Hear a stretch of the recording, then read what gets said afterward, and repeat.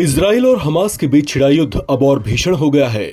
Israel, जो पिछले कुछ दिनों से गाजा बॉर्डर पर अपने बख्तरबंद टैंकों और दूसरे कई युद्ध उपकरणों के साथ तैनात था और हमास के चरमपंथियों को लगातार चेतावनी दे रहा था, उसने आखिरकार गाजा पट्टी में अपनी पूरी ताकत के साथ चढ़ाई कर दी है।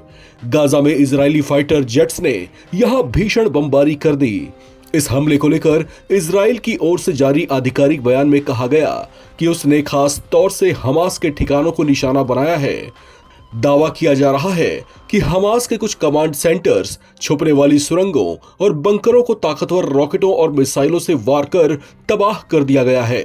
लेकिन इस हमले में जो भीषण तबाही मची है, उसने दुनिया को हैरान कर दिया।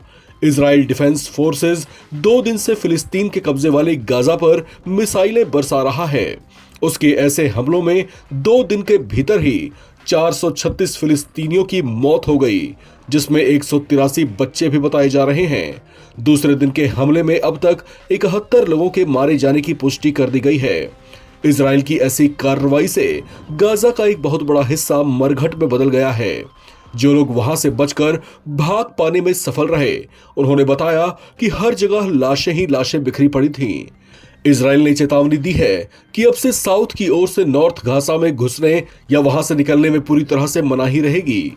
इजरायली फोर्सेज ने कहा कि अगर ऐसा करने की कोशिश में कोई सैन्य कार्रवाई करनी पड़ती है तो इसके लिए इजराइल जिम्मेदार नहीं होगा। इस तरह की चेतावनी के साथ नॉर्थ गाजा की ओर जाने वाले हाईवे पूरी तरह से ब्लॉक कर दिए गए हैं। इस तरह के हालात और भीषण बमबारी के बीच फिलिस्तीनी नागरिक जैसे तैसे ट्रकों और किसी भी तरह के वाहनों में सवार होकर बेत हनून से जबालिया की ओर भाग रहे हैं। इस बीच एक चौंकाने वाला दावा यह किया गया कि इजराइल के रक्षा मंत्री इजराइल कर्ट्ज ने हमास पर दबाव बनाने के मकसद से गाजा से मिस्र की ओर जाने वाला राफा क्रॉसिंग बंद कर दिया है। इसका मकसद मरीजों तक इलाज की पहुंच रोकना है। गाजा पर इजराइल की ओर से ऐसा बड़ा हमला एक लंबे अंतराल के बाद किया गया है, जो उसके अब तक के कुछ सबसे बड़े ऑपरेशंस में से एक बताया जा रहा है। इस हमले को लेकर इजराइल ने दलील दी है कि जिन इलाकों में उसने बम बरसाए हैं, वहां पर उसे हमास के चरमपंथियों के छुपे होने की सूचना मिली थी, जिसके बाद उसकी ओर से ऐसा घातक एक्शन लिया गया।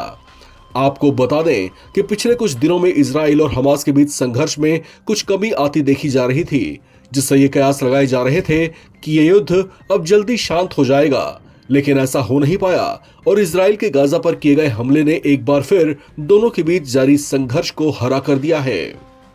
इस खबर में फिलहाल इतना ही। बाकी अपडेट्स के लिए आप बने रहें एनबीटी ऑनलाइन के साथ।